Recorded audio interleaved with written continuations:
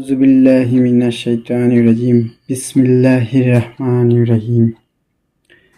Hello বন্ধুরা, দর্শকরা কেমন আছেন? আশা করি আপনারা ভালো আছেন। আসসালামু আলাইকুম। আজকে আমরা এই ভিডিওর মাধ্যমে জানব হযরত হাতেম রহমতুল্লাহ।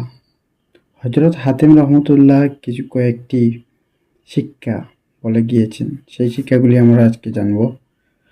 সেই শিক্ষার উপরে আমরা আমল করবার চেষ্টা করব।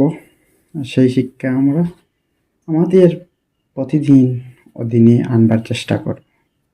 তো আমরা শুনে যাই আজকের প্রথম শিক্ষা।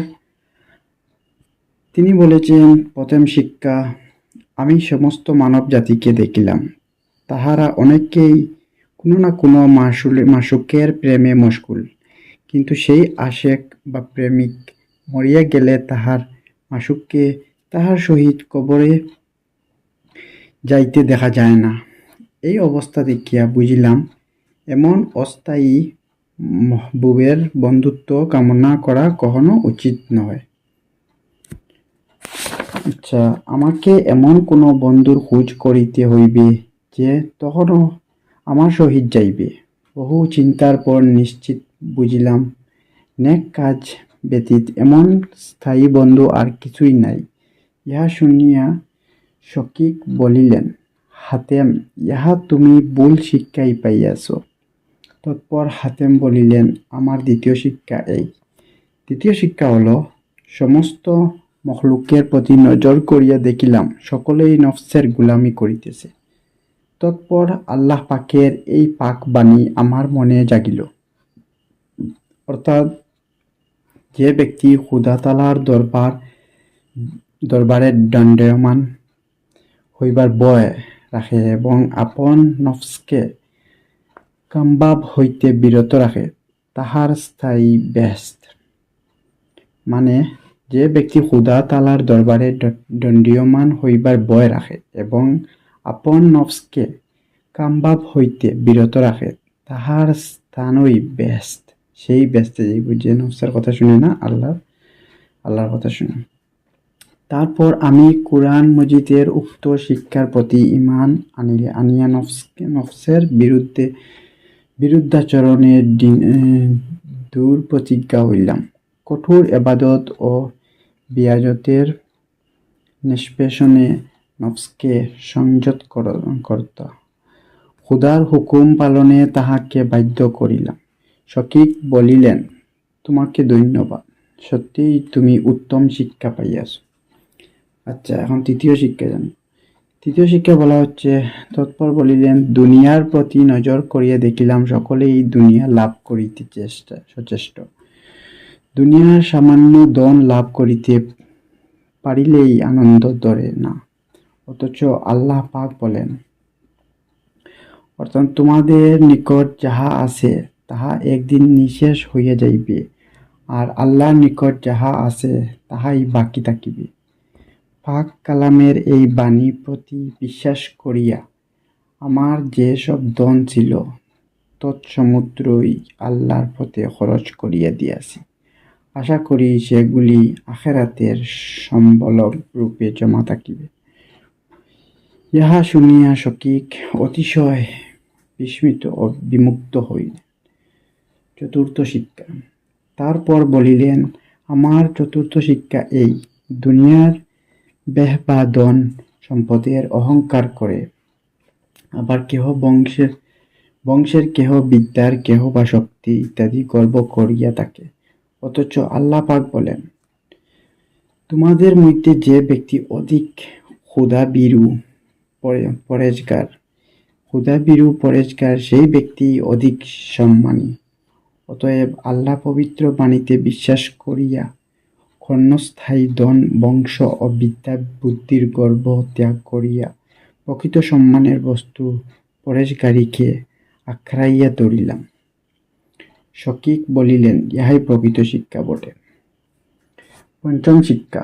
হাতেম পঞ্চম শিক্ষার বর্ণনা আরম্ভ করিয়া বলেন, দুনিয়ার লোকদিগকে দেখিলাম একদল অন্য দলের অনিষ্ট সাধনের চেষ্টা করে, একে অপরের প্রতি বিদ্বেষ ও শত্রুতা রাখে, এবং পরের ধন সম্পদ দেখিয়া হিংসার ভাব পোষণ করে।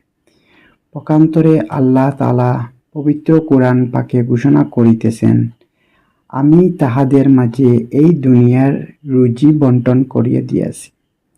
কাজেই বুঝিলাম রিজেক, দৌলত, মান, ইজ্জত সমস্তই আল্লাহ পাক কর্তৃক নির্ধারিত। শত চেষ্টাও কেহ কাহারও রিজেক বা জীবিকা ও পদ মর্যাদা কাড়িয়া লইতে পারিবে না। এই ভাবিয়া অপরের প্রতি শত্রুতা ও হিংসা ত্যাগ করিলাম। ষষ্ঠ শিক্ষা। বিদ্বানগণকে দেখিলাম তাহারা পরস্পরে দ্বন্দ্ব, কলহ, সমালোচনা ও নানা কূটতর্কে লিপ্ত থাকে। এই প্রসঙ্গে খোদা তাআলার পাক কালাম আমার মনে উদিত হইল। তিনি বলেন, অবশ্যই শয়তান তোমাদের দুশমন, সুতরাং কেবলমাত্র তাহারই সহিত দুশমনি রাখে। এই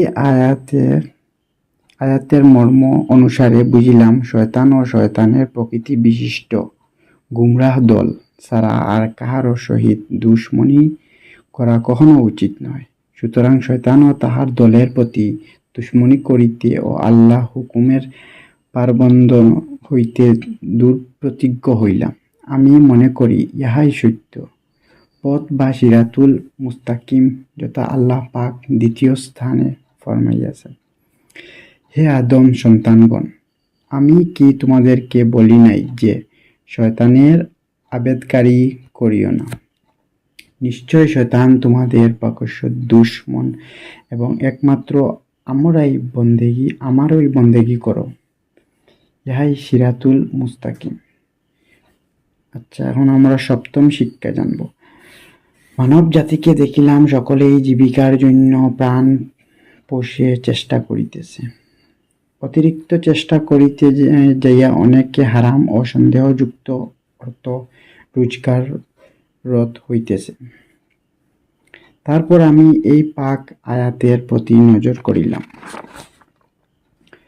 দুনিয়াতে যত জীবই থাকুক না কেন, সকলেই রিজেক আল্লাহ পাকের হাতে। ভাবিলাম আমি ও তাহারই সৃষ্ট জীব, সুতরাং আমার রিজেক দেওয়া আল্লাহর জিম্মায়। আমি যদি তাহার হুকুম পালন করি, নিশ্চয়ই তিনি নিজ ওয়াদা মতো জীবিকা প্রদান করিবেন, সন্দেহ নাই। এই ভাবিয়া বন্দেগীতে মন দিলাম। অষ্টম শিক্ষা। এই অষ্টম শিক্ষা আজকে শেষ শিক্ষা জানবো আমরা। তো অষ্টম শিক্ষা কি বলা হয়েছে শুনুন। দুনিয়া মানুষকে দেখিলাম কেহ ধনে, কেহ রাজত্বে, কেহ শিল্পকলার, কেহ জমি জমার, কেহ পুত্র কন্যার উপর বর্ষা করে। অথচ আল্লাহ পাক বলেন, আর যাহারা আল্লাহর উপর ভরসা করে, আল্লাহই তাদের জন্য যথেষ্ট। মানে আল্লাহ বলছিলেন যে দুনিয়ার মানুষকে দেখিলাম, আল্লাহ বলেছেন যে কাহার উপর আশা ভরসা করবেন না, আমার উপর আশা ভরসা করো, আমি সব কিছু দিয়ে দেব, রিজেক, ধন দৌলত সব কিছু দিয়ে দেব। এই আয়াত হইতে শিক্ষা পাইলাম যে খোদা ভিন্ন অন্য কিছুর প্রতি ভরসা রাখা কখনো উচিত নয়। অন্য কিছুর উপর আশা রাখা, খোদা ছাড়া অন্য কিছুর উপর আশা রাখা কখনো উচিত নয়। অতএব আমি সর্বকর্মে স্বীয় কর্তব্য সম্পাদন করত আল্লাহ পাকের উপর ভরসা করাকেই যুক্তিযুক্ত বলিয়া স্থির করিলাম। শকীক ইহা শুনিয়া অতিশয় প্রীত হইলেন এবং বলিলেন, দোয়া করি খোদা তাআলা তোমাকে এই শিক্ষার উপর চলিবার শক্তি দান করুন। আরো বলিলেন, বৎস, আমি তৌরাত, ইনজিল, জবুর ও কোরআন পাঠ করিয়াছি। উক্ত চারি কিতাবে এই 8টি কথাই মৌলিকভাবে বর্ণিত হইয়াছে।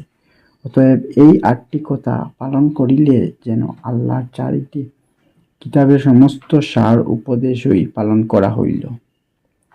তো বন্ধুরা, আজকে আমরা জানলাম অষ্টম শিক্ষা, 8টি শিক্ষা জানলাম। এই 8টি শিক্ষা হযরত হাতেম রহমতুল্লাহ তিনি এই শিক্ষাগুলো নিজের আমলে আনেছিলেন, আমরাও আনবার চেষ্টা করব। তো আমি শেষ করলাম এই 8টি শিক্ষা বলে। আমার চ্যানেলটিকে লাইক করবেন, শেয়ার করবেন, সাবস্ক্রাইব করবেন।